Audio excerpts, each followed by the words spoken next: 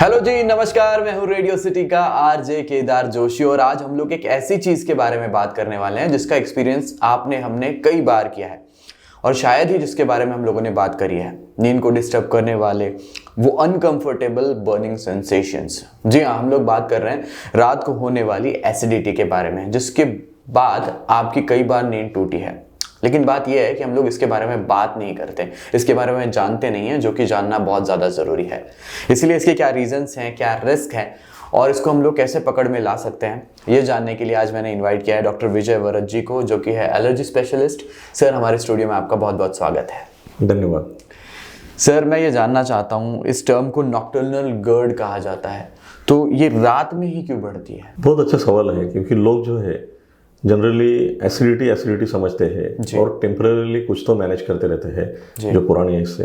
लेकिन ये रात को ही जो गर्ड बोलते हैं, इसमें ये देखा गया है कि जैसे ही पेशेंट लाई डाउन हो जाता है तो स्टमक जो है वो उसका जो कंटेंट है वो इसोफेगस में इजीली ये कर देता है, क्योंकि जो ग्रेविटी से नीचे के लेवल पे होना चाहिए। तो उसकी वजह से, और इस दोनों के बीच में जो अन्ननलिका इसोफेगस और जो जठर होता है, तो उसकी वॉल जो होते हैं ना, ये लोगों में बार बार रिफ्लक्स की वजह से ऑलरेडी खराब हो रहे थे, तो उसकी वजह से फिर उनको रात को ज़्यादा तकलीफ होती है, इसलिए उसे रात का जीआरडी बोलते हैं। जी सर, इसके क्या क्या नॉर्मली सिम्टम्स देखे जाते हैं? इसमें स्पेसिफिकली देखा गया है काफ़ी लोगों को जैसे ही वो सोते हैं थोड़ी देर बाद उनको कुछ तो जलन हो जाती है छाती में, बर्निंग बोलते हैं। उसी तरह से मुंह में खट्टा पानी आना या कड़वाहट के जैसा, या कभी कभी एकदम सडनली चोकिंग होके क्योंकि गले में आ जाता है, और सांस की नली और जो अन्ननलिका है दोनों आजू बाजू में है, आगे पीछे, और दोनों पे एक ही झड़प होती है, एपिग्लॉटिस बोल के। तो कैसा होता है कि ये जब एसिड ऊपर जाता है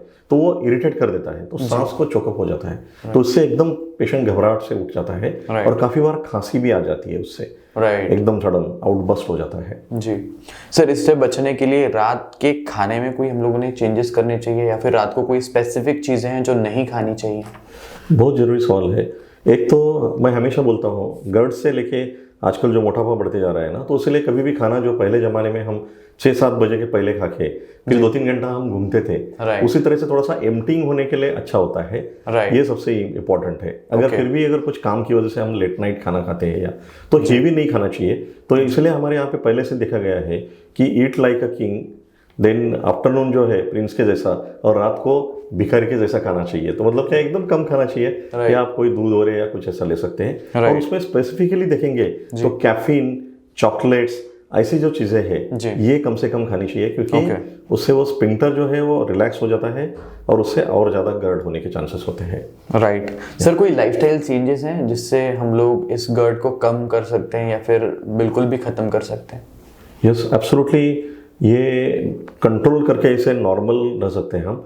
उसमें सबसे इंपॉर्टेंट है, आजकल मोटापा बहुत बढ़ते जा रहा है, ये सबसे इंपॉर्टेंट है। सेकंड, लाइफस्टाइल में नींद भी अच्छी होनी चाहिए, लेट नाइट स्लीप नहीं होनी चाहिए, early to bed early to rise जो बोलते हैं हम।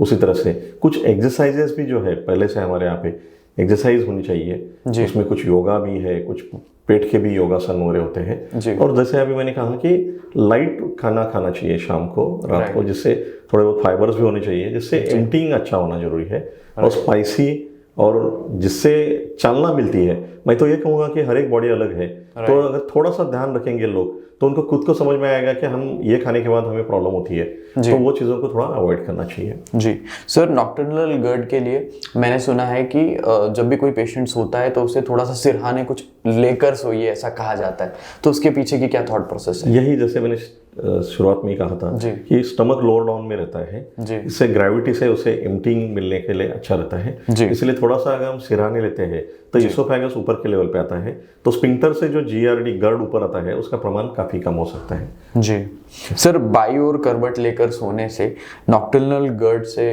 कैसे मदद मिलती है? इसमें भी सेम है कि एक तो जैसे बाई ओर रहेंगे तो स्टमक इसोफेगस के नीचे के लेवल पे चला जाता है, जो ग्रेविटी को और हेल्प करके एम्प्टिंग अच्छी हो सकती है।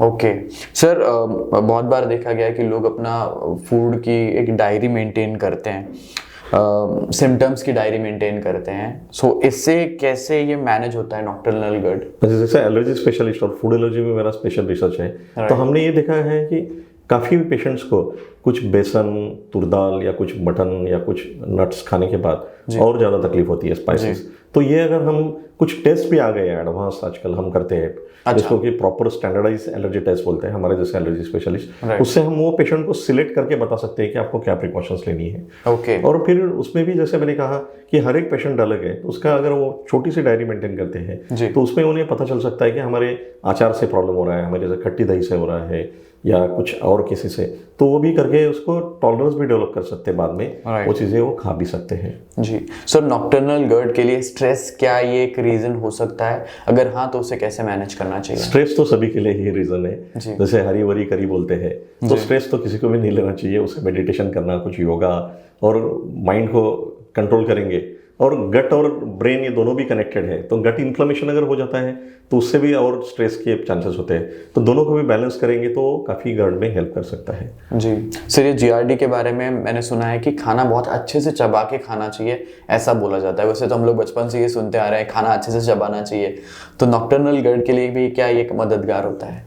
वैसे कुदरत ने ऐसा बनाया है कि 32 बार हम बोलते थे जितने दांत है उतने रस चबाइए, क्योंकि उससे जो काफ़ी जो एंजाइम्स होते हैं सलाइवा में, तो वो अच्छी तरह से उसको डाइजेस्ट करके एसिडिटी को भी कम कर देते हैं।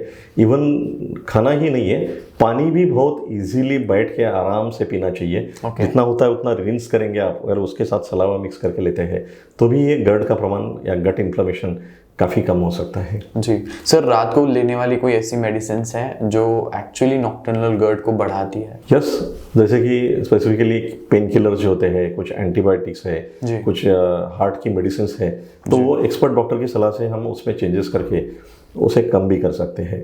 जी सर, हम लोग जिसके बारे में बात कर रहे हैं नॉक्टर्नल गर्ड, क्या इसे अच्छे से ट्रीट किया जा सकता है और क्या ये क्योर होता है?